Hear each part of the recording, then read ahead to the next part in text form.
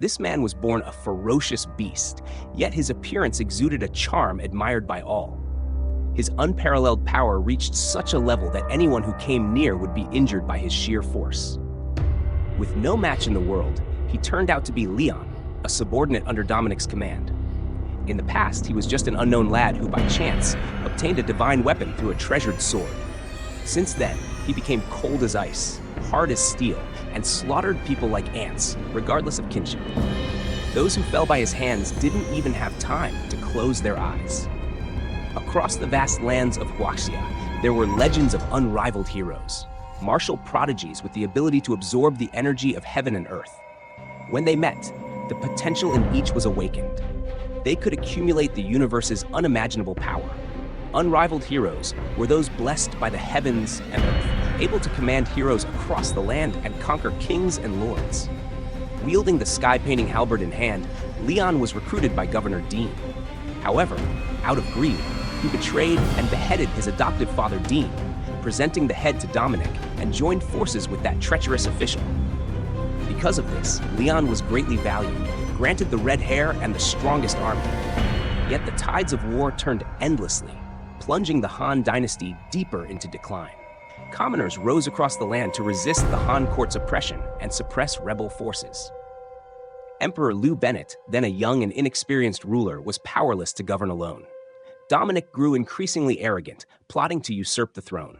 Bennett, standing in court, drew his sword to issue a challenge. He, the son of heaven, must be dignified to rule the realm. Without dignity, how could he command the nation?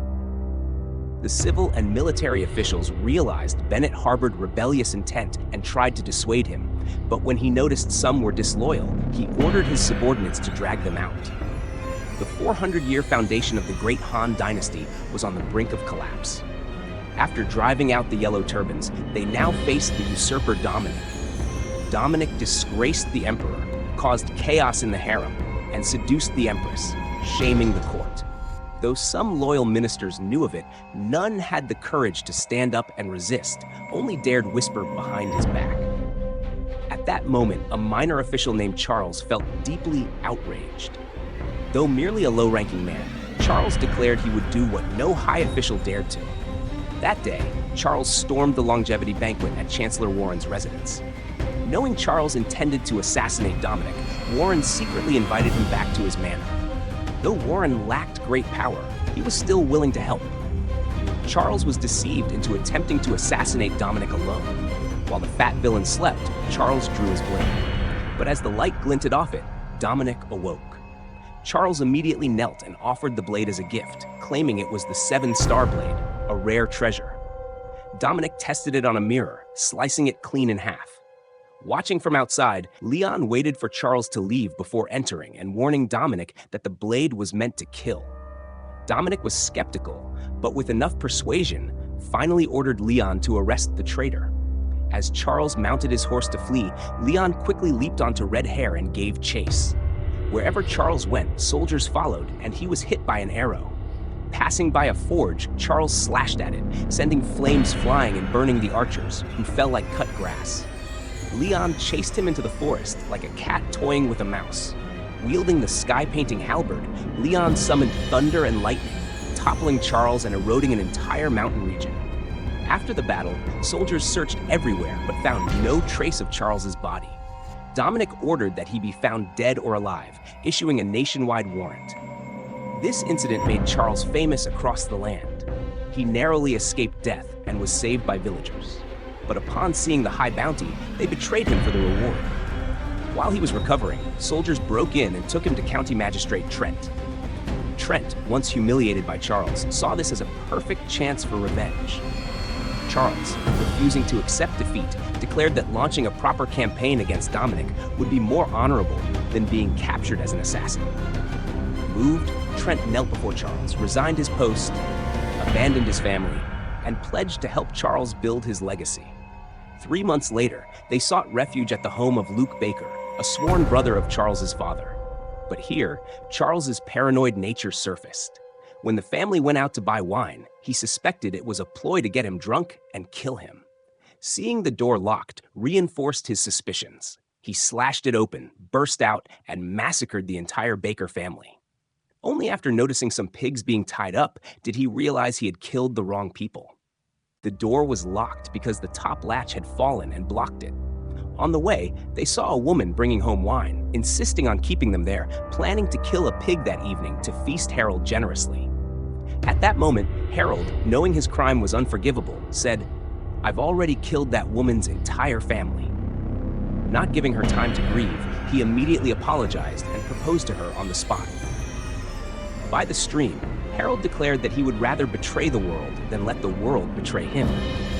He would rather be remembered as a villain through eternity than live a life of deceit. Charles saw through Harold's cunning nature and plotted to assassinate him while he slept. But he hesitated, failed to act, and ended up being sent away by Harold.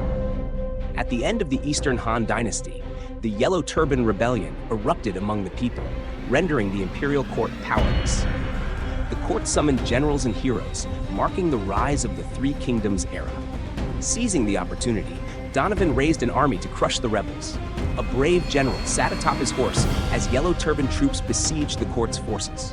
From afar, the three brothers, Leon, Victor, and Fred, watched closely. "We may not have been born on the same day, month, or year, but we swear to restore the Han dynasty together." Then, they charged into battle. Victor wielded his weapon to rescue Donovan from Yellow Turban soldiers. Fred leaped off his horse, using all his strength to push back the rebels. Leon, with his bow, never missed a shot. Soon, the three brothers helped Donovan regain control of the battle. That day, Leon, Victor, and Fred vowed to bring glory to the Great Han. The enemy general was stabbed and sent rolling down a slope. Han quickly got back on his horse and ordered his men to assist. Though the Han won that battle, Donovan showed no joy. He tilted his head arrogantly and left without a word of thanks. The three brothers regretted helping him, thinking if they'd known he'd act like this, they wouldn't have bothered. Better to let the Yellow Turbans butcher him on the field. Leon believed that every hero would eventually find his purpose, so he urged Fred and Victor not to lose hope. In Shi County, Leon met with a high-ranking official. Having fought over 30 battles against the Yellow Turbans in Cha District, he was appointed county magistrate. However, he was scolded by the official for falsely claiming military merit and impersonating a royal relative. Worse, he was spat in the face, humiliated. Shortly after, Victor and Fred were seen hanging the official on a tree and beating him up. What drove them to do that was the overwhelming support from the people. But just as things seemed to be going well, Han's troops showed up. The three brothers fought back, but the once supportive crowd quickly fled. The brothers couldn't bear to kill their fellow countrymen, so they escaped Shi County and rested beside a stream on the outskirts. They were dismayed that under Donovan's rule, the Han court had become so corrupt. They resolved to seek the hero's platform and find a way to overthrow the tyrant and rewrite history. They wandered deeper into a strange forest, which grew more eerie the farther they went.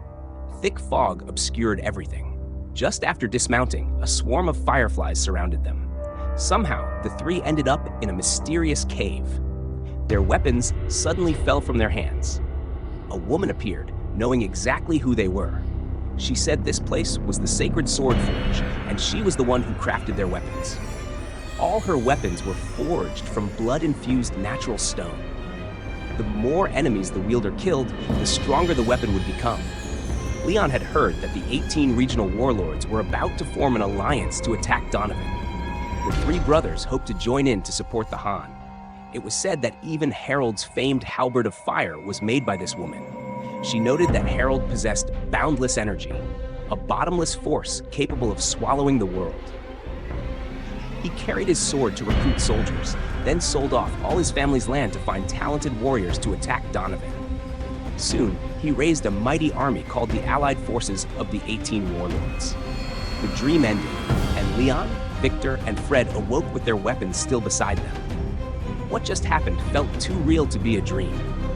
It had to be destiny calling them to take down Donovan and restore the Han. The three galloped to Tiger Trap Pass and requested to join Harold's coalition. They presented their hero passes, but were mocked by the gate guards. Just then, Harold appeared and defended them, saying anyone with an invitation was a hero worthy of entry. At that time, the 18 warlords elected Sean as their commander. Just half the troops from the 18 rebel lords already amounted to 180,000 infantry and 100,000 cavalry. Meanwhile, Dong Zhuo and Lu Bu led 150,000 soldiers into the eastern side of Hulao Pass for defense. If this coalition army launched an attack, victory would be firmly within their grasp.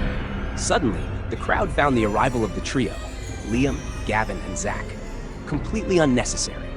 They held no official ranks or titles. In fact, Liam made a living by weaving straw sandals. Everyone immediately mocked them for their lowly background. Worse still, they didn't even have a single soldier with them. Zach loudly declared that the three of them alone were enough to win this war game. Each of the 18 warlords had brought at least 20 to 30,000 troops.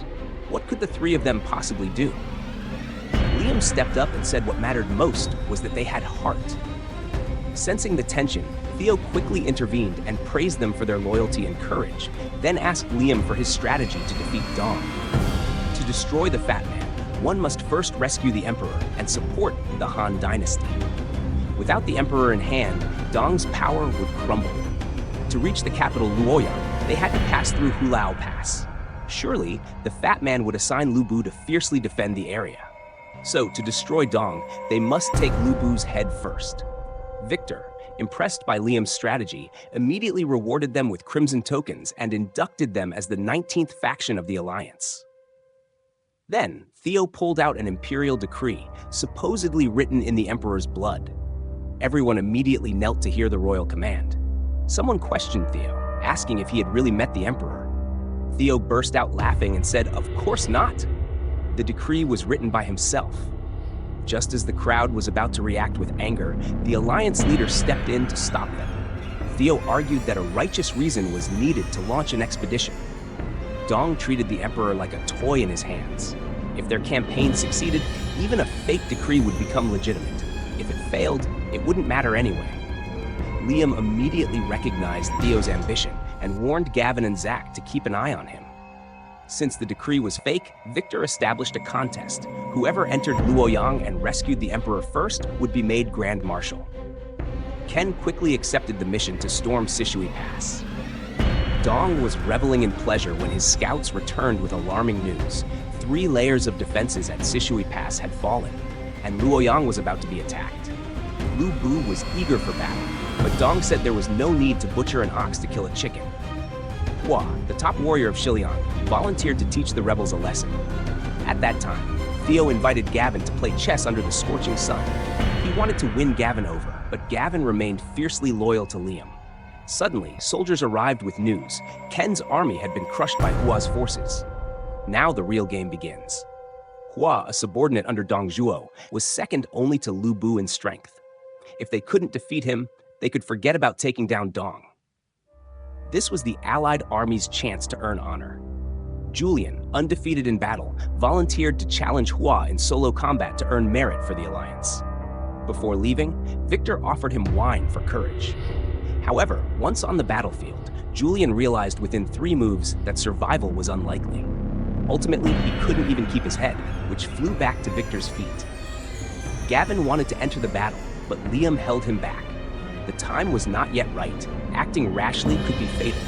Victor raised the reward for defeating Hua to 100 gold taels and 30 fine horses. One valiant general accepted the challenge, but was swiftly defeated as well.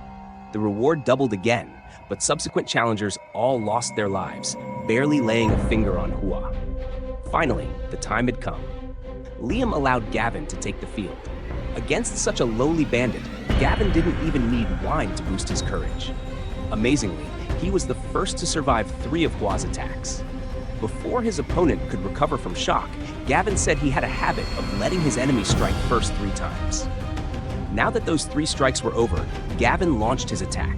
His moves were so ferocious that Hua had no time to react. In no time at all, Gavin claimed his enemy's head. With their commander dead, Hua's forces dropped their flags and fled in chaos. Gavin's victory left many stunned. But Gavin refused to take the credit alone and let Liam accept the reward on his behalf. With Hua defeated, Ken officially led his army to surround the base of the city. Dong was furious that his 30,000 elite troops were crushed like tofu. Lu Bu asked who had killed them. The answer? An unknown nobody named Gavin. Dong mustered 500,000 troops, split into two flanks to reinforce both sides of Hulao Pass in case of ambush. 150,000 men, along with Liu and several other generals, were stationed directly in front of Hulao Pass. This position was only 500 li from the capital Luoyang. If this place falls, Luoyang will be in grave danger. Lian led 30,000 troops stationed in front of Tiger Pass, ready for battle. At the Allied army base, an arrow suddenly flew in. They discovered it was a challenge letter from Lian. Currently, the Allied army had only 8 lords gathered, totaling less than 200,000 troops. A direct confrontation with Dominic's forces would be extremely disadvantageous. At that moment, Lian was drinking by the stream and saw Doreen, as beautiful as a dream, seemingly about to offer herself to the river god. Lian immediately chased after her, saying, "Offer yourself to me instead of the river god." He then gave her a golden token engraved with his name. "From now on, you're mine. No one dares touch you." Lian made a vow that if he returned victorious, he would take her as his wife. But the two had only just met, like drifting clouds. To win her trust, Lian stabbed his own hand with a dagger. "You have my trust now." The next day, Louis, together with Charles, discussed their battle strategy. The 3 brothers would fight Lian, while Charles and the 8 allied forces would split into 5 units to attack Luoyang and crush Fat Dominic. Gavin stood on a cliff to inform the army.